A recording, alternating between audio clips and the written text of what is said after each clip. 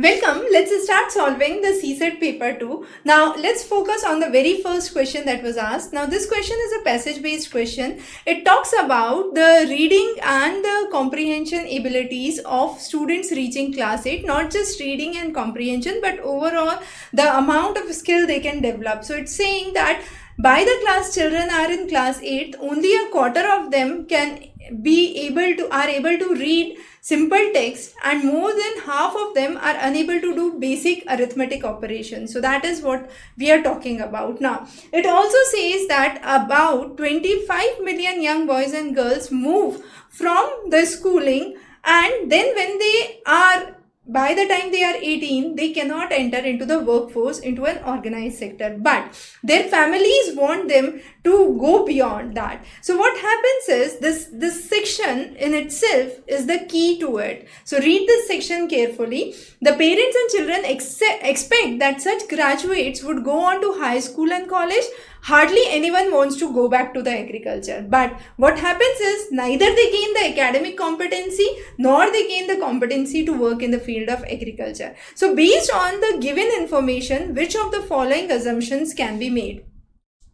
For effective school education, parents have greater role. No, it does not demonstrate this, but yes, it demonstrates that school curriculum conforms to today's requirement and should be uniform to address this issue. So if the school curriculum is uniform throughout the country, we would be definitely able to address the issue of basic reading as well as arithmetic operations which are given here. The second question talks about what is the idea conveyed from the passage. So from the passage, we say that public policies should ensure competency and achievement are aligned to their expectations. So it should not be like a student going from the school entering into college is expected to play a good role into the society but is not given the basic knowledge and the skill set. So the expectations should meet what the competencies are. So C becomes the right answer for this question. Coming on to the next passage.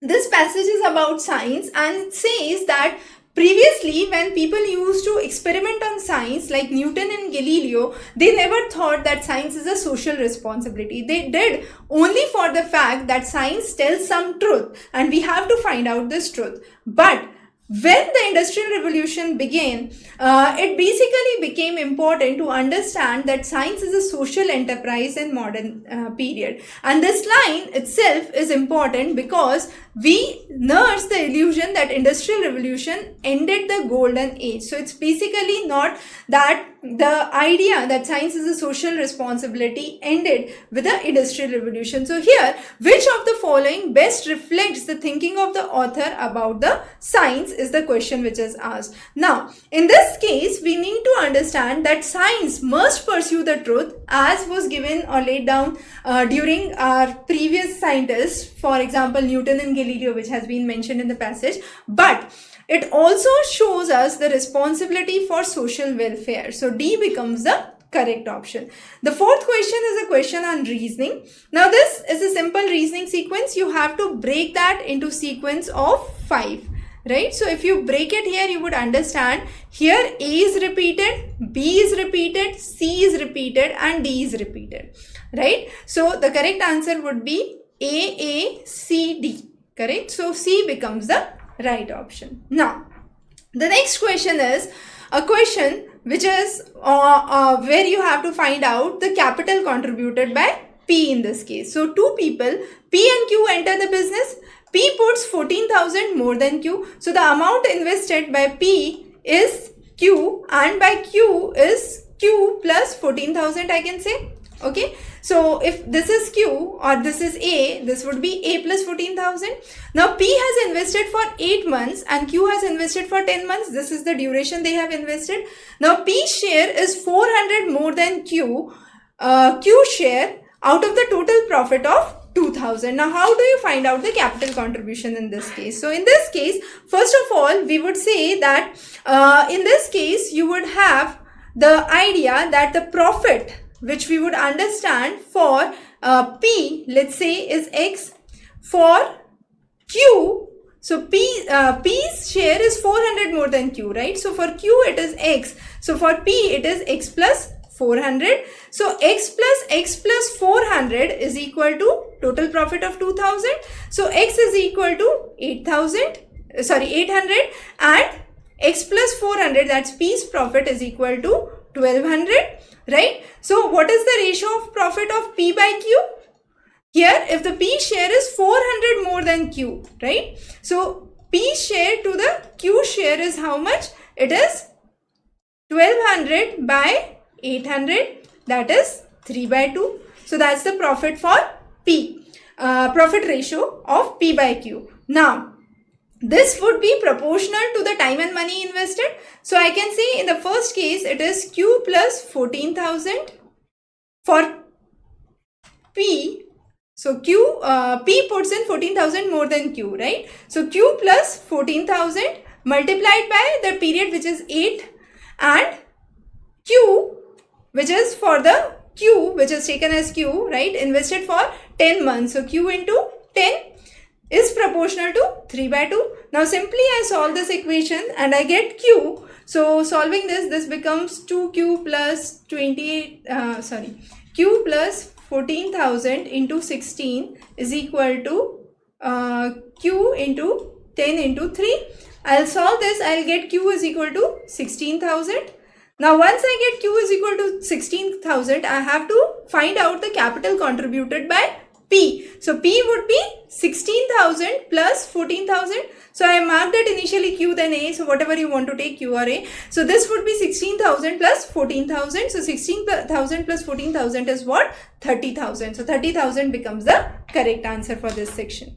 The next question. Now it says P's salary is 20% lower than R and R's is 20% lower than, P's is 20% lower than Q and Q's is 20% lower than R. So assume that the R salary is what? 100. So Q would be 20% less, which is 80.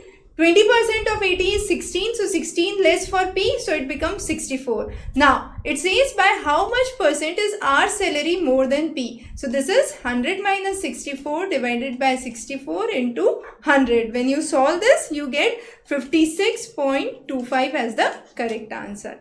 The next question is, a number is mistakenly divided by 4 instead of multiplying by 4. So assume that the number is 100. Now when I mistakenly divide it by 4, my number becomes 25. When I multiply it by 4, my number becomes 400. So what is the percentage change? The percentage change is 400 minus 25 divided by 400 into 100. So it becomes 375 by 400 into 100. So when I solve it, it becomes 93.75. So that's the correct answer here.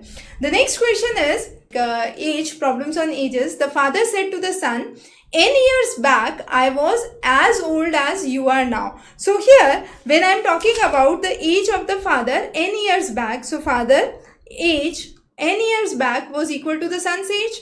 Now, my present age is 4 times your age N years back. So father's present age is 4 times the son's age N years back. So this is for N years back and this is for the present age. Clear? So I have two equations, equation 1, equation 2. And what is my third equation? The third equation is father and son has an age of 130 years. Now the question says that what is the sum of the, if the sum of the present ages is 130 years, what is the difference of their ages is what is asked. So I have to calculate F minus S. Now I have 2 variables and 3 equations given here. So 3 equations and 3 variables. Solving this, I get N is equal to 30. You can simply solve it and find it out. I'm not doing it here.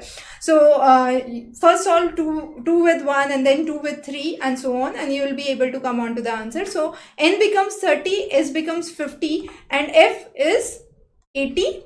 So F plus S is 130. Now what is F minus S? 80 minus 50. So again 30. So 30 is my answer here. Again, it was a relatively simple question. Coming on next is the direct question.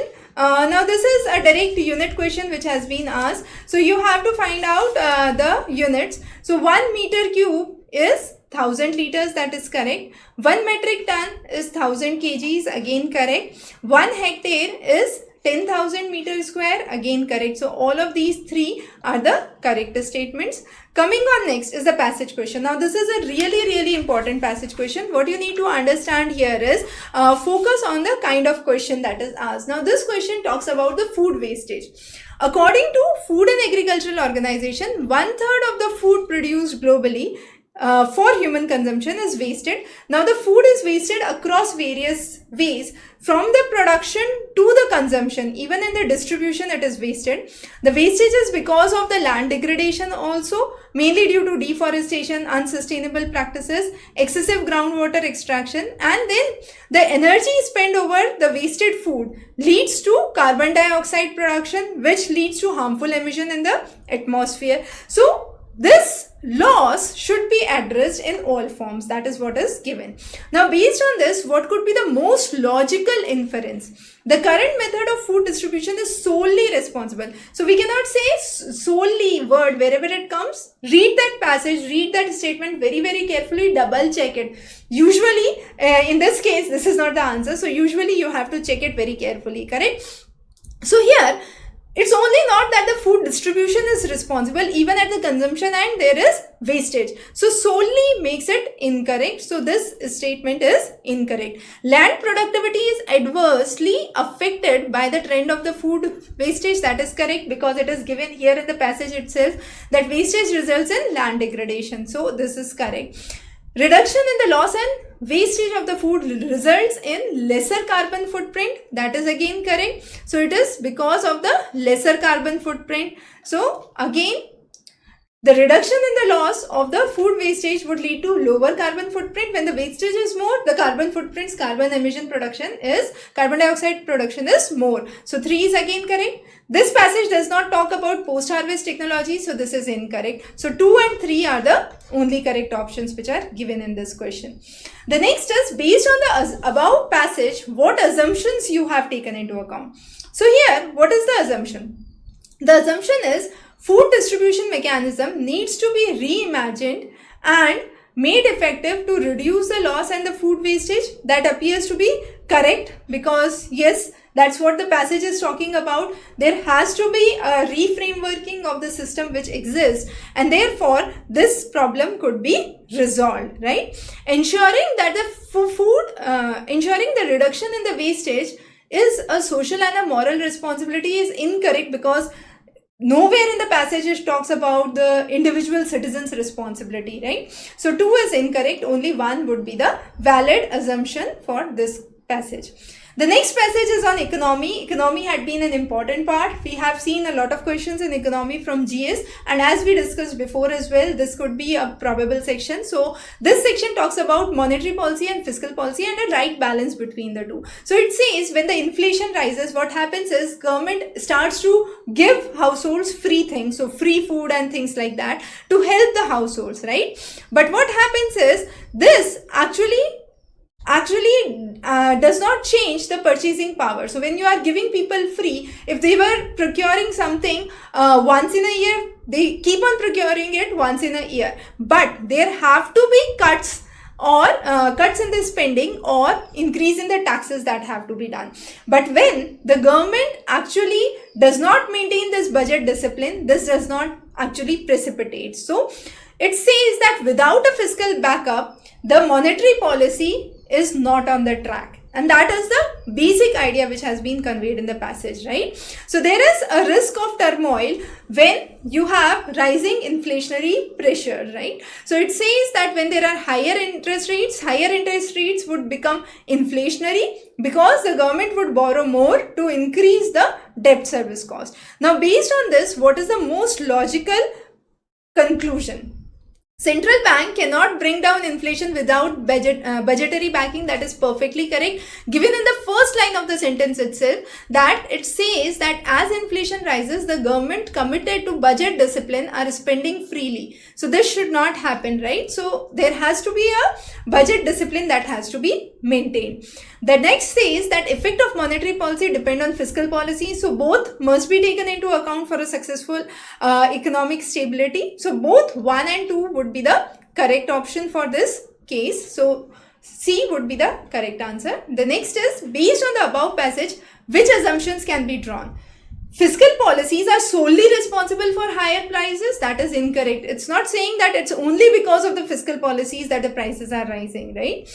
The next, the higher prices does not affect the long-term bonds. That's again incorrect, because it clearly says that higher interest rates become inflationary because they are leading government to borrow more to pay the rising debt service costs. So again, this statement is incorrect. So neither of them is the correct assumption, a valid assumption, right? The next question, what is the least possible number of cuts required to cut a cube of 64, a cube into 64 identical pieces? Now let's assume I have a bundle here. Now this is a cube, okay? This cube I have to cut into 64 pieces. That means I have to have 4 columns. So if I try to draw a cube here, right? So what I want to do is I want to break that into 1, 2, 3, 4. So 4 on this side, 4 on this side, and 4 on this side, right? So to break it into 4 on each side, I'll have to put 3 cuts. So with 3 cut, what would happen? I have put 3 cut here. So 1 cut, 2 cut, and 3 cut. So how many sections? 1, 2, 3, and 4. So I want 4 sections on all sides, because 4 into 4 into 4 is how much? 64. Then I can have 64 small cubes. So I'll have 3 cuts on x-axis, 3 cuts on y-axis, and 3 cuts on z-axis. So 3 cut plus 3 cut plus 3 cut on each of the axes, x, y, and z. So that makes it 9 cuts. So minimum, how many cuts are required? 9 cuts would be the answer. With the next question, here the expression is given, there is a star sign. You have to replace the star sign with some of the characters that is given, right? So if I have to create a number which is the smallest non-negative value, first of all, right? So what I can do is I can use multiplication, but if I use multiplication in the early side, it would give me a large figure. So let me keep multiplication for the end. So I keep multiplication for the end. Now, if I use negative sign in the beginning, definitely I'll turn out with a smaller number. So I keep minus here, then I keep minus here and plus here. Let me try with this combination. So I get 5 minus 4 minus 3 plus 2 into 1. So that's 1. 1 minus 3, that's minus 2 plus 2 into 1, that is 0 into 1 is 0. So I get 0. If I try any other combination besides it, it would turn out to be a negative, it would turn out to be a bigger value, because I'm using the 2 minus in the very beginning. So my answer here would be 0. Let's move to the next question. The next question says, a certain number of men can complete the piece of work in 6 days. 6k days, where k is a natural number, but what percent should the number of men be increased so that the work can be completed in 5k days? So for the original case, I take number of men as m and the number of days as 6k. For the new case, my number of days is 5k and the number of men is m dash. So I can say that m into 6k is equal to m dash into 5k. Now what is my m dash? M dash is nothing but I have 6k by 5k into m. So 6 by 5 m.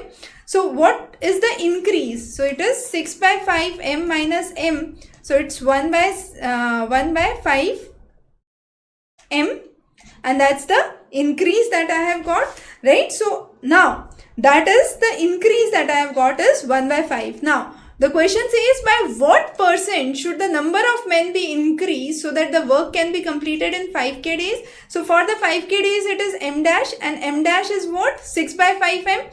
So 1 by 5m divided by, so that is 1 by 5m divided by m into 100, and that would give me how much? That would give me 20%. So my answer here would be 20%, right? So basically 1 by 5m is the increase, and when I remove the m and multiply it by 100, so I get a percentage which is 20%, right?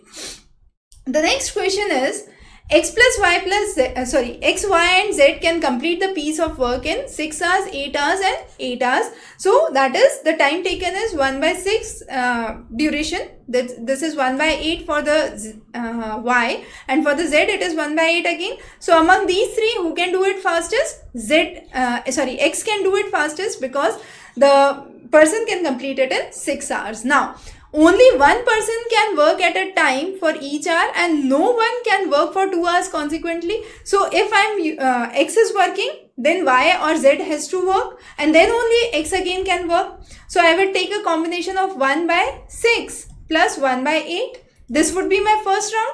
Then I can have X again who can work. So 1 by 6 by 1 by 8. This is my second slot, and then 1 by 6 plus 1 by 8. This is my third slot. So this one slot is 7 by 24.